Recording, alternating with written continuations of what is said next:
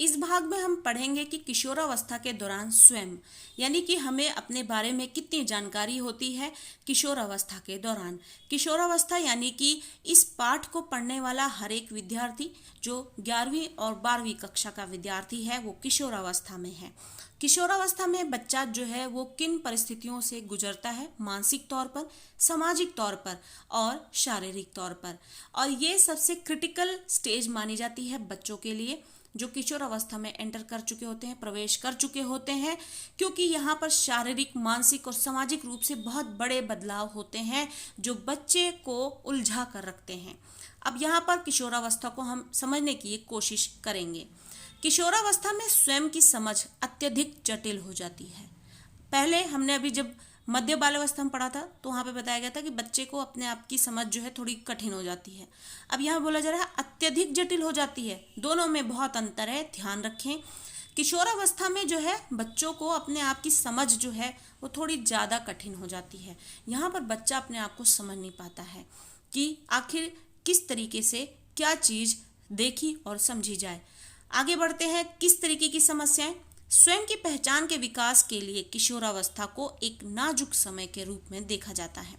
इस अधिक जटिल स्वयं की समझ की क्या विशेषताएं हैं? आइए हम आरंभ में दो पहलुओं पर चर्चा करते हैं और तत्पश्चात हम किशोरावस्था के स्वयं पर चर्चा करेंगे। पहले तो आप यहाँ पर एक क्रियाकलाप देखेंगे। क्रियाकलापों के जरिए आपको पाठ समझना और थोड़ा आसान हो जाएगा। आप क्रियाकलाप नहीं भी कर सकते हैं तो आप उन्हें महसूस कर सकते हैं अपने आसपास, एक बार उसे पढ़ें जरूर। 5 वर्ष, 9 वर्ष और 13 वर्ष के बच्चों के साथ मित्रता करें, उन्हें स्वयं के बारे में बताने को कहें और उनके विवरणों को नोट करें। क्या आप ये जान पाते हैं, क्या आप यह पाते हैं कि जो उन्होंने स्वयं के बारे में बताया था, जो आपने इस खंड में पढ़ा है, परस्पर मेल खाते हैं क्या वो? पहचान के विकास के लिए किशोरावस्था महत्वपूर्ण क्यों है? अब किशोरावस्था में अपनी पहचान होनी ही चाहिए और उसके विकास के जो पहलू हैं वो महत्वपूर्ण क्यों है? एक प्रसिद्ध मनोवैज्ञानिक एरिक एच एरिक्सन के अनुसार शैशवावस्था से वृद्धावस्था तक, शैशवावस्था यानी शिशु, वृद्धावस्था यानी बुढ़ापे में हमारे विकास के प्रत्येक स्तर पर हमें कुछ सफलता पानी होती है जिनसे हम विकास के अगले चरण पर पहुंचते हैं। यानी अगर हम शैशवावस्था से निकलेंगे नहीं तो बाल्यावस्था में कैसे आएंगे? बच्चे ही बने रहेंगे।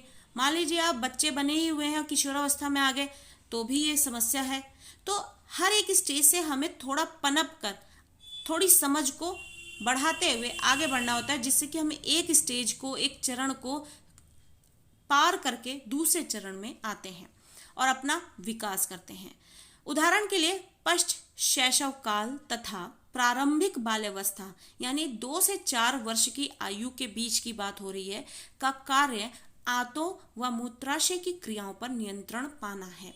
यानी 2 से 4 साल के बच्चों को ये सिखाया जाता है कि जब उन्हें वॉशरूम जाने की जरूरत पड़े तो किस तरीके से उन्हें बताना चाहिए, ना कि वो जहाँ जैसे हैं उसी तरीके से वो अपने कंट्रोल को खोकर उन चीज़ों को करे जो अब उनको इस उम्र में नहीं करना चाहिए। सभी ने देखा होगा किस तरीके से बच्चे 1 से 2 साल के बीच में बिस्तर पे ही अपने जो जितने भी सैनिटाइजिंग के या फिर आप कह सकते हो कि जितनी भी कार्य पद्धति होती है सब घर वाले या फिर माँ बाप जो हैं उन सब चीज़ों का देखभाल करते हैं, क्योंकि वो उस अवस्था में नहीं होते कि वो अपना ख्याल खुद रख सकें।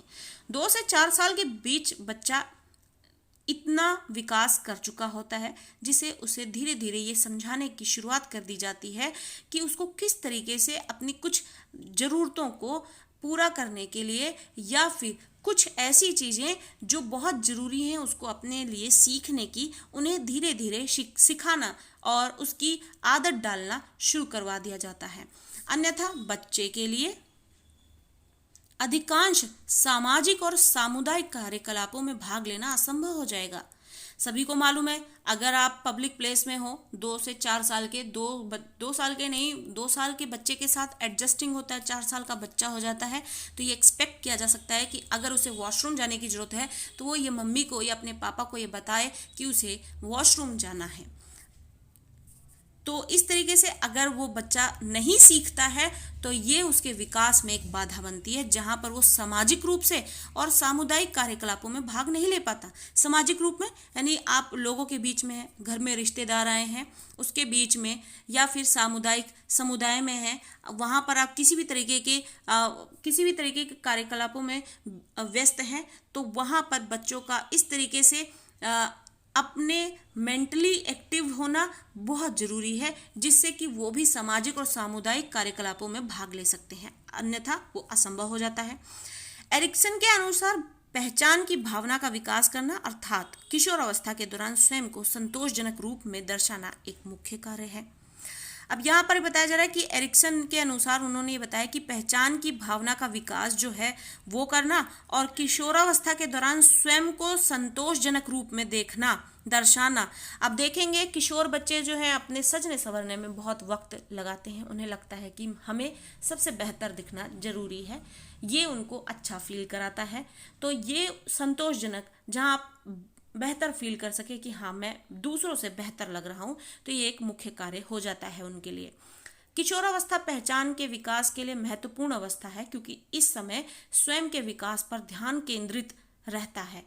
ऐसा माना गया है कि किशोरावस्था स्वयं की पहचान बनाने के संदर्भ में कठिन समय हो जाता है। इसके 3 मुख्य कारण हैं। अब किशोर अवस्था में अपने खुद की पहचान बनाना इतना कठिन क्यों हो जाता है बच्चों के लिए? क्यों वो स्वयं को अपने आप को दूसरों के सामने जब इतना बढ़ चढ़कर और बेहतरीन तरीके से पेश करना चाहते हैं तो वो नहीं हो पाता है? उसके 3 कारण बताए हैं यहाँ पर।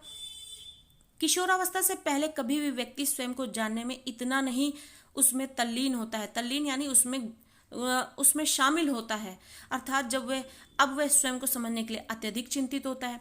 तो एक नई नई शुरुआत होती है जहाँ चीज़ों की जरूरत नहीं महसूस हुई थी इससे पहले, या उससे पहले ज्ञान नहीं था, तो एक नया कदम जो है वो लड़खड़ाता है और कुछ सीखता है, और इस वजह से कभी उस तरीके से वो चीज़ें नहीं हो पाती हैं जिस तरीके से बच्चा सोचता है। किशोरावस्था के अंतिम वर्षों में व्यक्ति स्वयं और पहचान की अपेक्षाकृत स्थायी भावना निर्मित कर लेता है और कह सकता है मैं यह हूं। जब किशोरावस्था के आप कह सकते हैं फाइनल स्टेजेस में आ जाता है बच्चा, तो वो खुद को ये मान लेता है, समझ लेता है कि मैं यही हूं और मैं जो हूं इतने में ही संतुष्ट हूं, मैं यही हूं और मैं बहुत अच्छा हूं अपने लिए। तो ये हो जाता है एक मैच्योरिटी लेवल। यही वह समय भी है जब व्यक्ति की पहचान पर तीव्र शारीरिक परिवर्तनों और बदल रही सामाजिक मांगों का प्रभाव पड़ता है। यहाँ पर शारीरिक परिवर्तन बहुत होते हैं, जिसकी वजह से थोड़ा एडजस्ट कर पाना बच्चों के लिए मुश्किल हो जाता है। बहुत सारे ऐसे विचार आते हैं जो उनको परेशान कर जाते हैं। दूसरा, सामाजिक मांग। सामाजिक मांग में क्या होता है? समाज की ओर से बच्चों को ना बच्चा समझा जाता है और ना ही बड़ा समझा जाता है। कुछ वो ऐसा काम करे तो उनको ये सुनने को मिलता है कि अब आप बड़े हो गए, आपको शोभा नहीं देता ये करना, या फिर अभी आप बच्चे हो, आपको ये शोभा नहीं देता है करना। जो बच्चों को ये उलझाता है कि आखिर वो करें क्या, जिससे कि वो या तो छोटे दिखे या तो वो बड़े दिखें, और छोटा वो दिखना नहीं चाहते और बड़ा दिखने में उनका दिमाग हमेशा शामिल रहता है। तो ये कारण है जिसकी वजह से किशोरावस्था जो है उलझने पैदा करता है।